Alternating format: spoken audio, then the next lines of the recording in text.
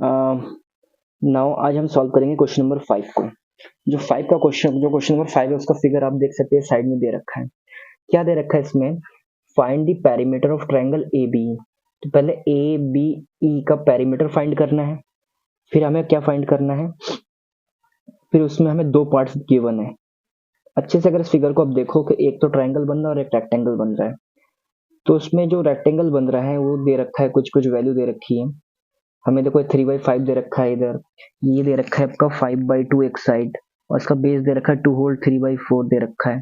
ठीक है, और नाम आप कुछ भी लिख सकते हो। तो हमें दो पार्ट बोला है। पहला पार्ट में हमें क्या निकालना है? पहले पार्ट में ट्राइंगल ए बी ई, इसका पेरीमीटर निकालना है, और दूसरे में रेक्टेंगल बी सी डी, इसका पेरीमीटर निकालना है। और ये भी बताना है कि इन दोनों में जो बड़ा कौन है। ठीक है, इन दोनों में बड़ा कौन है। तो देख लेते कैसे करना है। तो सबसे पहले हमें इसके ऊपर फोकस करना है। पहले पार्ट के लिए ट्रायंगल ए बी ई का क्या निकालना है? पेरीमीटर। ठीक है,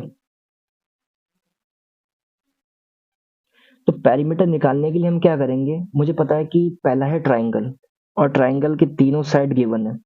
एक है 5/2, एक है 3/5, और नीचे मिक्स फ्रैक्शन में इसको सॉल्व करो डायरेक्ट। 4 2 जा 8, 8 और 3 कितना हो गया? 11। तो 11/4, ये 11/4 इसका भी बेस है और इस रेक्टेंगल का भी 11/4 हो जाएगा। अब पेरीमीटर मतलब क्या होता है? सम ऑफ ऑल साइड। इसका नाम ले लो ए बी और ई, तीनों साइड को ऐड कर दो, यानी A B plus B E plus E A. A B कितना है? 5/2, बी ई कितना है? 11/4, देखो ना नीचे, और ई कितना है? 3/5। अब सबका डिनोमिनेटर अलग है तो हम क्या करेंगे? एलसीएम लेंगे। एलसीएम 5 4 और 2 का एलसीएम कितना हो जाएगा? 20। एलसीएम लेना आता ही होगा। 2 10 जा 20, 10 टाइम्स क्या? 10 की मल्टीप्लाई 5 से 50। 4 का टेबल 20 में कितनी बार जाता है? 5 बार। उस 5 की मल्टीप्लाई 11 से, 11 5 जा 55, 5 4 जा 20, 4 3 जा 12। इन सभी को अगर मैं ऐड करूं, 50 50 100 105 105 117/20 आ गई ये पेरीमीटर किसका?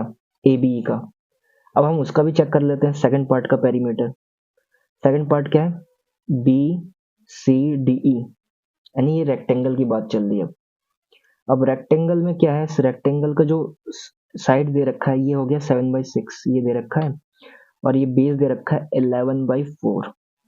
अब मुझे पता है पेरीमीटर ऑफ रेक्टेंगल क्या होता है। अगर मैं लिखूं पेरीमीटर ऑफ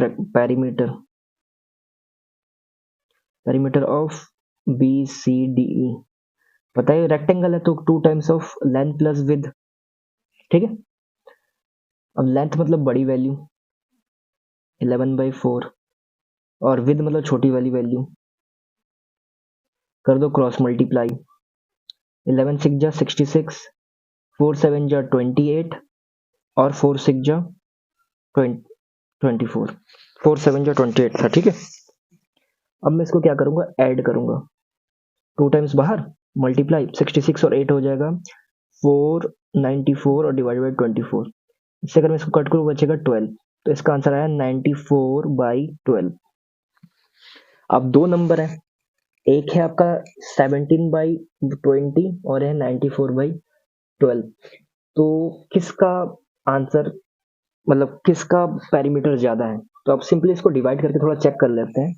अगर मैं 117 को 20 से डिवाइड करूं तो 25 5 जा 100, 17 बचेगा, पॉइंट लगाया, जीरो बढ़ाया, 26 जा 160, 10, फिर पॉइंट लगा, जीरो बढ़ाया, 25 जा, यानी 5.65 इसका आंसर आ रहा है।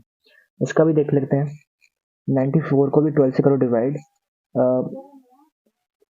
12 7 जा 84, कितना बचेगा? 10, पॉइंट लगाया, जीरो बढ़ाया। तो अब देख सकते हैं स्टार्टिंग नंबर इसका 5 है, बट इसका स्टार्टिंग नंबर 7 आ रहा है, यानी कि ऑब्वियसली बात है बाकी नंबर देखने ही नहीं है क्योंकि ये बड़ा होगा ही होगा, यानी perimeter of B C D is greater. ठीक है, आई होप आपको ये समझ में आ गया होगा। ठीक है।